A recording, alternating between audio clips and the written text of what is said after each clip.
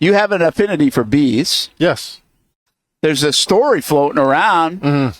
Arizona was the baseball game, right? Mm-hmm. So there's this huge beehive. Mm-hmm. And they brought a beekeeper in. Yes. Now, do we think this is staged? Oh, we got the video here. Yeah, the video's so let's go here. back real quick. Look at that beehive. That can't be staged. How do you stage a beehive? Well, it's not a hive. It's a bunch of bees. Oh, just a bunch of bees. There is no hive. Okay. They're just a bunch of bees. Why are they there? Why do they like that spot? Yeah, I mean, a lot of questions here. Here's what I initially thought when I saw this video. Because the guy throws out a first pitch, too, it seems He like, did. Right? Okay. He came from, like, his kid's Little League game or something to come do this. A part of me is like, okay, well, then they staged this. Right? Like, what? Here's the first pitch. Because, number one, why would a swarm... Yikes. It's coming up. Yeah, we're on. We're a little delayed here. There it is. Yeah, I got you. He's in the beekeeper. I mean, he okay. soaked this in. Here's the thing. Yeah, but the stage presence here. Yeah, exactly. You can't tell me this wasn't rehearsed. And watch the throw. He was in the backyard for the past 5 weeks working on this throw. I don't know, man. I mean, great story. Not. Putting bees in the spot. Putting bees in the. I mean, come on, man. He can't. This wasn't a bad throw, Hamby. Hamby, not everyone's a professional baseball player. Austen, that throw was 6. That's an 8-foot miss. Oh, what's it? Could we bring it back one more time? I mean, it looked. I mean, he's got a helmet on the back of him. He's got a beekeeper helmet or whatever you call it. Let's go and diagnose this throw one more time here. The Dr. Lane's on the case. Let's give this a proper diagnosis.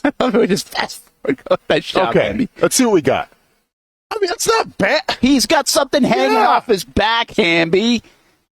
Hamby, I'm telling you right now, if you were called in from a random job, like, you're a beekeeper, you get called in front of, I don't know, what, 30, 40,000 people, 50,000 people? Yeah, I mean, they went to the World Series last year. The crowd should be good. 50,000 people, and you put that kind of throw, I would be happy with that.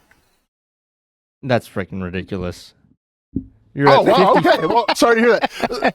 Hamby, so let me ask you this. Was this staged or not? No, they had to delay the game. If there was no delay on the game and they just put it there and they started the game on time and then they had them do the first pitch, then I'm like, all right. But they actually delayed the game for, I think, over an hour, and no teams are going to do that to their starting pitchers for anything. For clout? You kidding me? If I owned a baseball team, we'd be sitting 2 hours for get some social media. What I wonder, though, is, like, did they have this bee issue at times and they were like, hey, if this comes back, we're going to take full advantage of this? Yeah. You know what I mean? Like that kind of meeting. Obviously, if the game's delayed an hour and they got a bee problem, they're going to go fix it. But, like, I agree with you. The showmanship by the beekeeper. Yeah. This dude's either awesome or this felt like, hey, you might get this opportunity at some point. And when we do, we're going to play it up with the whole beekeeper thing. No, for sure. I only hope that, it wasn't like they had maybe a Make-A-Wish kid penciled in to throw the first pitch out, and they scratched him and gave him a rain check to fit this guy in just because it was his time. Well, they might have done too, if that's the case, right? Like, well, I mean, there's no way they didn't have anybody throwing out the first pitch. So how did this guy get it? Just 15 minutes before the game starts. There you go. See, and there we go. And number two, like, you couldn't see the bees setting up before the game. Like, all of a sudden, we have 10,000 bees just hanging out. Like, I feel like it's like a liability on the ballpark's hands.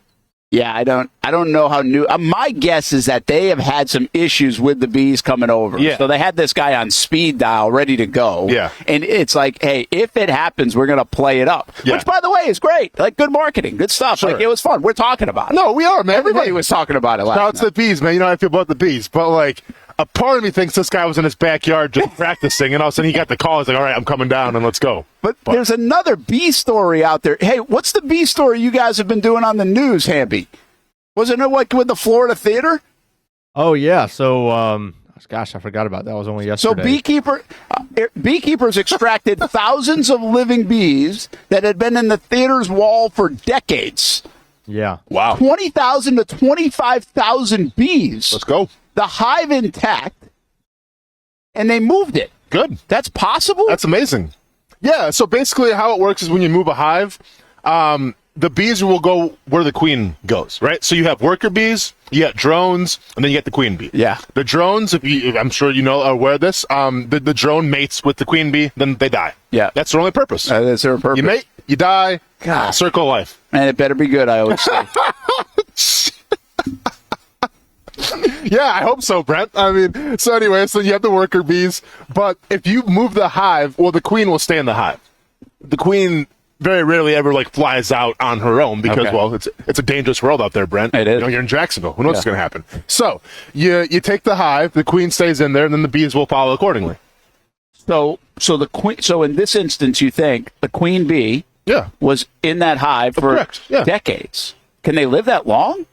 Well, I mean, not the drones keep recycling, or they keep recycling them, and same with the worker bees. How long does a bee live? If not a worker. I really don't know that. A couple years. Okay, so it's not. So this was any number. This was generations of bees living. Yeah. Like kids and the kids. Yeah. That was truly the kids' corner. That was the kids' inside corner. the wall. Yeah, but basically, you carry the hive out, and then the bees should follow accordingly. Hamby, that's pretty fascinating, man. I mean, had no idea you were hanging out with 20,000 bees while watching a show at the Florida Theater for the last couple of decades. Yeah, I mean, I can't help but think of the Bee Movie, which was probably one of the last. Bee Movie's so good, by the way. So good. Very good. And if I remember right, what was it at the very end of the movie where the entire frame, gosh, what was it? It was something cool they did where they, forget it. It was way too long ago. I'll have to look that one up or rewatch the movie. Who knows? But anyway, I'm looking up honeybee life cycle here, and this says the average life expectancy for a queen bee is 2 to 3 years, while worker bees can live